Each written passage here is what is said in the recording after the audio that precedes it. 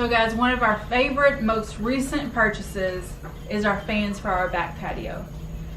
We live in the south and we did get hit by a hurricane and it tore up our previous fans that we had out here. Our previous fans were about 32-inch fans and they did okay, but since they have been gone, we really needed some fans for our patio, and our patio has 2 fans. So what we bought was the Minka Air Extreme, and we really needed them to be wider than the ones that we had previously, and they needed to really hold up to the outdoor weather we have here in the south.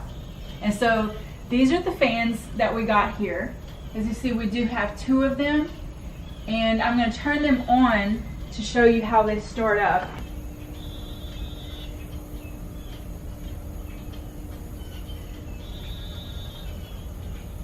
So there's this remote that comes with the fan that you can use while you're outside. And if you notice, it goes from speed 1 to number 6. And I believe what it's on right now is number 4. And this is what we keep it on most of the time. And so we have just really loved this purchase. It's been so much better than the fans that we've had before. And we can really enjoy our back patio now.